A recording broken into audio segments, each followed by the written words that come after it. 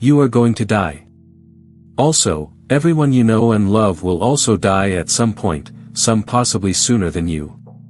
Perhaps worse still, you are going to experience hardships during the course of your life on your way to death. Some may be quite painful. Whether you live for 10 years, 50 years, or 100, makes no difference. Fate makes no exceptions.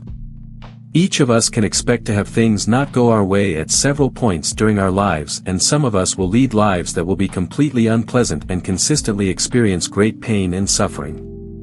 Our reality is such that at any moment we could lose our lives or have our loved ones taken away from us. Around every corner could be an accident waiting to happen that could irrevocably change us for whatever amount of time we have left, that we will build things and have them unfairly taken from us or watch them be destroyed.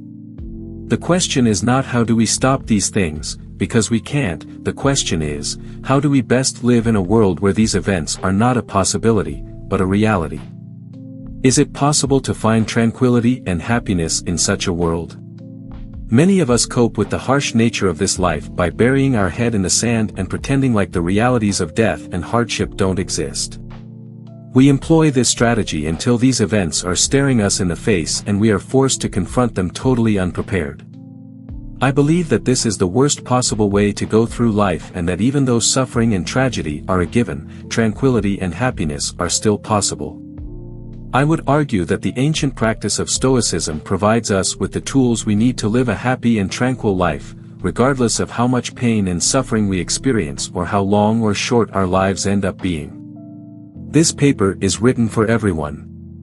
Whether you have recently undergone a difficult time of your life, whether you are currently experiencing one, or whether you have been lucky enough to be experiencing a period of prosperity, it makes no difference. I have chosen this topic because I think Stoic resilience is something that each of us can use at one time of our lives or another. It matters not if you are a Christian or an atheist, a Buddhist or a Muslim, or even if you are a practicing Stoic. I believe that the teachings of Stoic philosophers are of great benefit to everyone because they offer us a way to live our lives with a clarity of perspective that is conducive with both inner tranquility and happiness. In writing this piece, I have unapologetically quoted several passages from influential Stoic philosophers at length, whose words I feel cannot be summarized, as there is a power in their speech that deserves not to be broken down or presented in any way other than its original form. Although the Stoic philosophy has much to say on several important aspects of life, I would like to focus specifically on the topic of Stoic resilience and look at how the practice of Stoicism can guide us through the variety of misfortunes life can and will send our way. In helping us cope with the challenges of the world, I believe Stoics have put forward important insights, which when used correctly, can help us go through even the most difficult events of our lives. These insights involve having a precise understanding of control, adopting an appropriate perspective of our lives, and use of the tools Stoic teachers advocate to help alleviate suffering and sadness when things don't go in our favor. To begin, let us examine the Stoic notion of control. Stoics make an important distinction between the things that you can control and those things that you have no control over. I believe that many of us will easily acknowledge that there are things that we experience in our lives that we feel are outside of our control. These kinds of things become immediately apparent when someone hits your car when it's parked out on the street, or when you catch a disease or illness. These types of events readily serve as examples of things that we can experience that lie outside the scope of what we can control. The Stoics, however, take this deterministic line of thought further by pointing out that in fact, most of your life is outside of your control. You are no more responsible for catching an illness than you are for the house you live in. Both are a result of something that occurred previously that you have little to no control over. For example, in the one case you are exposed to someone who carries the illness and his or her germs infect you. Whereas in the other, you may have acquired the house with money that you received from a loan you had no control over being granted. Someone at the bank could have decided otherwise, and then you wouldn't have had the down payment needed and you'd be forced to consider other alternatives. It is true that there are times when you may have some control over an event, say for example preparing for a job interview for a position you desire. But even with events like this, the ultimate decision of whether or not you are selected for the position remains outside your control. Likewise, you may feel that you are being prudent and ensuring yourself a long life because of the way you take care of your body through eating right and regularly exercising, yet all this hard work can be taken from you in a moment through an accident or illness. Likewise, other important factors in determining who you will be, such as your gender, race, parents, socioeconomic status, country you're born in, etc., have been decided for you by fate. Some of us will receive fate's blessing and be born into good families with disposable incomes in a peaceful part of the world, while others of us will be born into abusive families or families that are struggling with poverty in a war-torn part of the world.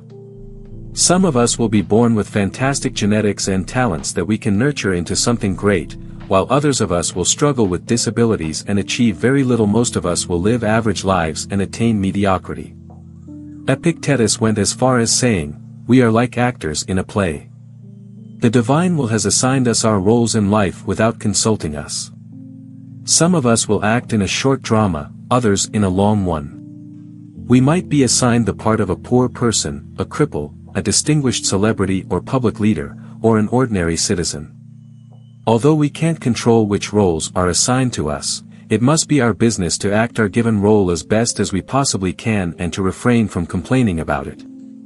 Wherever you find yourself and in whatever circumstances, give an impeccable performance. If you are supposed to be a reader, read. If you are supposed to be a writer, write. 1. All this considered, you might be wondering, what do we have control over according to the Stoics? A Stoic would argue that there is one thing that you can control completely, and that is your perception of all the events that are occurring outside of your control. The events themselves are neutral and you make the decision to interpret them as good or bad.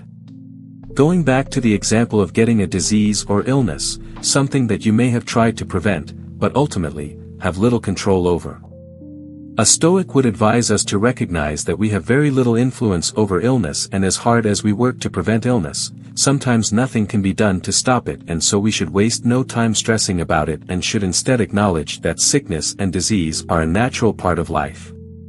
Those events in our lives which present us with some control, such as attending a job interview or trying to avoid illness by living healthily, only require us to give our best effort to achieve the desired result in order to attain tranquility.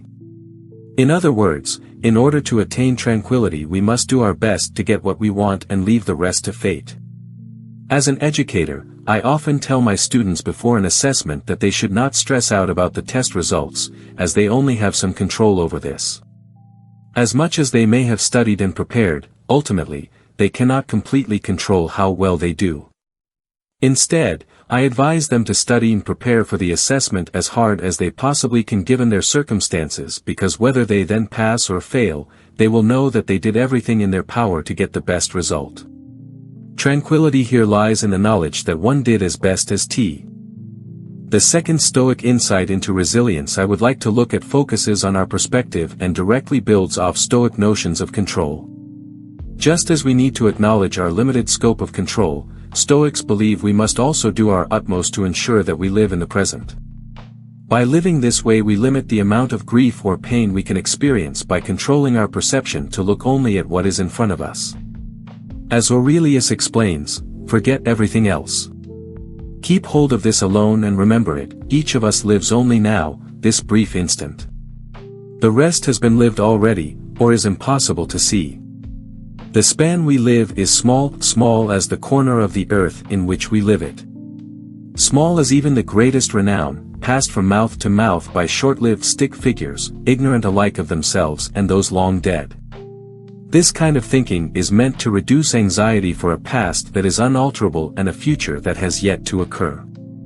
How many of us cause ourselves grief by remembering events from our past that are upsetting, when we should be reminding ourselves that we cannot change what happened in the past, it is dead and gone. We instead need to ensure that we take away any lessons that can be learned and focus only on the present moment.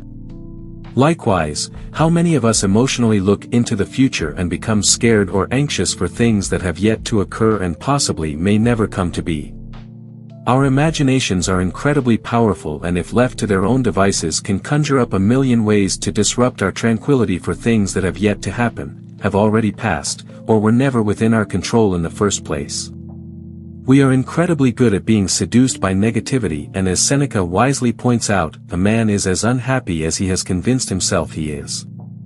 Here I think it is important to say that the Stoics are not advocating that we should completely forget the past or completely ignore the future.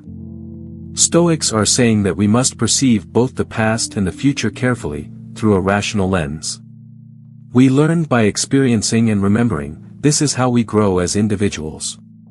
What the Stoics are advocating is that we should recollect events as learning experiences and not as emotional pitfalls.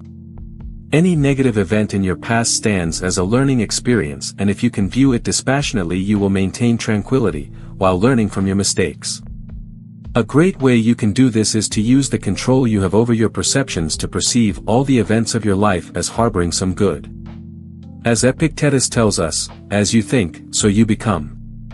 Avoid superstitiously investing events with power or meanings they don't have. Keep your head. Our busy minds are forever jumping to conclusions, manufacturing and interpreting signs that aren't there. Assume, instead, that everything that happens to you does so for some good. That if you decided to be lucky, you are lucky. All events contain an advantage for you if you look for it. Instead of looking back on a failed relationship with a loved one that you once cherished and thinking about all the negative emotions you experienced as a result of their loss, why not look back and think about all the things you learned from being with this person? You would have exercised your capacity to love and learn something about yourself. You will have had several life-changing moments with this person, and you will have changed as a result of their company. Look back and find the positives and make use of what happened. In the words of Epictetus, every difficulty in life presents us with an opportunity to turn inward and to invoke our own inner resources. The trials we endure can and should introduce us to our strengths. Prudent people look beyond the incident itself and seek to form the habit of putting it to good use. On the occasion of an accidental event, don't just react in a haphazard fashion. Remember to turn inward and ask what resources you have for dealing with it. Dig deeply. You possess strengths you might not realize you have. Find the right one. Use it. Similarly, when looking into the future, we must also avoid doing this through an emotional lens. If you are going to look at every possible thing that could go wrong in the future and let this impact your emotions, then you are not acting sensibly, as you have no reason to believe that things won't work out the way you wish, and so are unnecessarily jeopardizing your tranquility. On the other hand, if you are able to look at any given future event and rationally assess possible pitfalls that may occur, then you are acting preventatively in order to harden your mind against possible threats to happiness and tranquility. This is something that the Stoics do advise us to do, as we will see below in our examination of the Stoic tool of negative visualization. As we will see, the Stoics did not believe we should sit around passively waiting for misfortune to find us. Instead, they advocated the use of several techniques that are designed to prepare an individual for the inevitable realities of life. The first of these tools is what I would call self-denial. Not self-denial in the sense of ignoring obvious facts, but in terms of denying yourself of simple pleasures. You may wonder how denying yourself of pleasure can make you happy. As we've just discussed above, the Stoics encourage us to enjoy what we have while we have it, and a great way to do this, it turns out, is to deny ourselves of these things temporarily, so that when we eventually do lose them completely, we'll have better prepared ourselves for this loss as well as enjoy them more while they are part of our lives. An example of this in practice could be something as simple as spending a week every year sleeping on the floor rather than your comfortable bed. This may seem silly, but anyone who has tried this will most likely tell you that after the first night or so your body adapts and you realize how much of an accessory something like a bed is. They will also most likely tell you that when they went back to sleeping in a bed, the first few nights were so much more pleasurable after sleeping on a hard floor. Likewise, things like fasting, dieting, or abstinence from sex or drugs could be used to harden your resilience and build up your appreciation for the things that you don't necessarily need, but enjoy having in your life. The point is that you've laid the groundwork for a situation in which you cannot have or afford the things you've become accustomed with, but because you've practiced living without them, you've lessened the impact not having them will have on your tranquility and happiness.